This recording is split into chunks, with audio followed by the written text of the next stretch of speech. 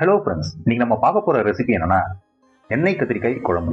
வாங்க எப்படி செய்யுதுன்னு பார்ப்போம். ஒரு டேபிள் ஸ்பூன் எண்ணெய் விட்டுக்கோங்க. 2 வெங்காயம் நறுக்கி சேர்த்துக்கோங்க. கொஞ்சம் கிளறி விடுங்க.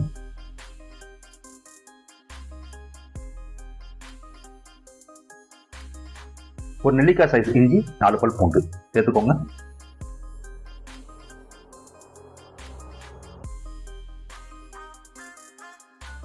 அரை டீஸ்பூன் மஞ்சள் தூள், 1 டீஸ்பூன் தனியா தூள், 1 டீஸ்பூன் மிளகாய் தூள் சேர்த்து நல்லா கிளறி விடுங்க.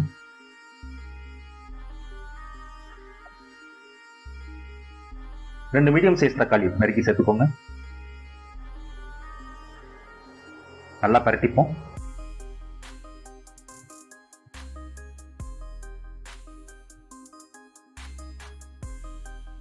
இப்போ இதை மிக்ஸி ஜாருக்கு மாத்திருங்க.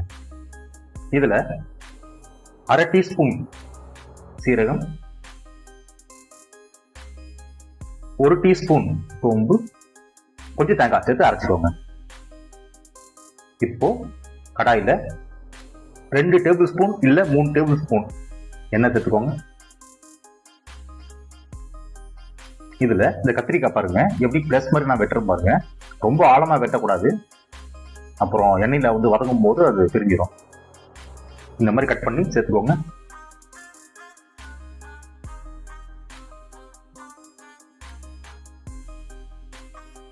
கத்திரிக்காய் 60% அளவுக்கு வேகணுங்க.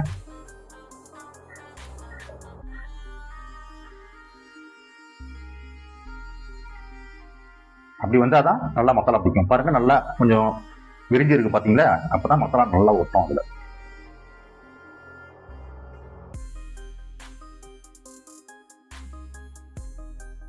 இப்போ கத்திரிக்காய் நம்ம தனியா எடுத்து வச்சுக்கோம்.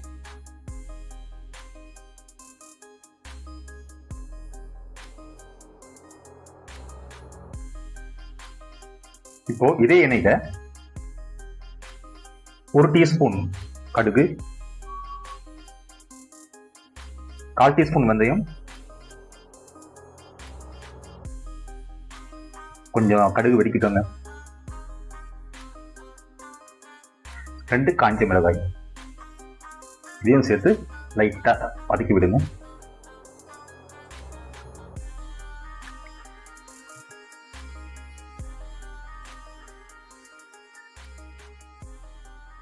இதுல சின்ன வெங்காயத்தை ஒரு 10 நம்பர் எடுத்துருக்கேங்க.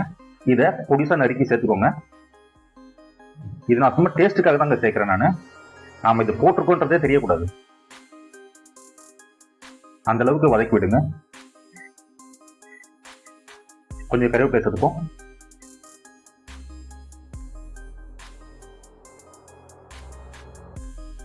இப்போ நம்ம அரைச்சி வச்ச அந்த மசாலாவை இதை சேர்த்துப்போம். கொஞ்சம் ஒட்டி இருக்கு, தண்ணியை விட்டு கலந்து சேர்த்துப்போம்.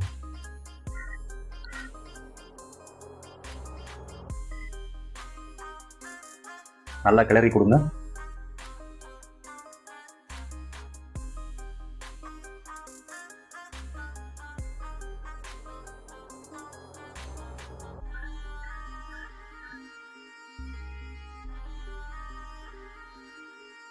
இதை கொஞ்ச நேரம் மூடி வச்சு வேக வைப்போங்க.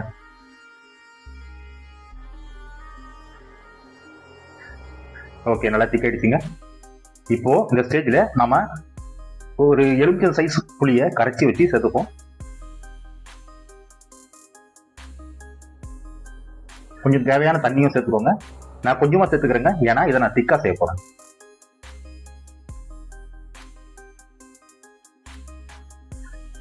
தேவையான அளவு உப்பும் சேர்த்துக்கோங்க.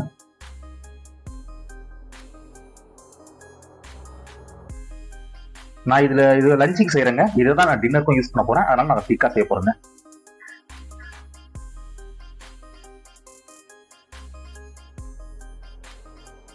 இப்போ நம்ம எண்ணெயில வேக வச்ச அந்த கத்திரிக்காயை அதை சேர்த்துருவோம்.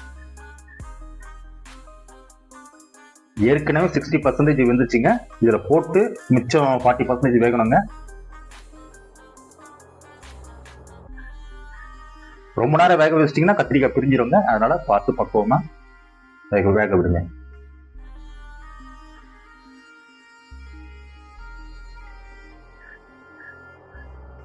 பாருங்க சூப்பரா திக்கா வந்துச்சு பாருங்க.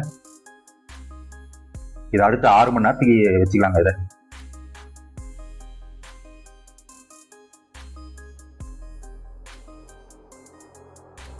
நீங்களும் செஞ்சு பாருங்க, எப்படி இருக்குன்னு கமெண்ட்ல சொல்லுங்க.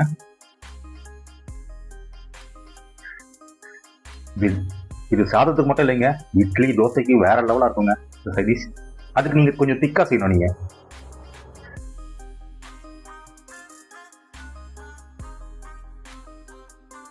கடைசியா கொஞ்சம் கொத்தமல்லியை தூவி இறக்கிடுங்க. செஞ்சு பார்த்துட்டு எப்படி இருக்குன்னு சொல்லுங்க. ஓகேங்க, அடுத்த வீடியோல பார்ப்போம்.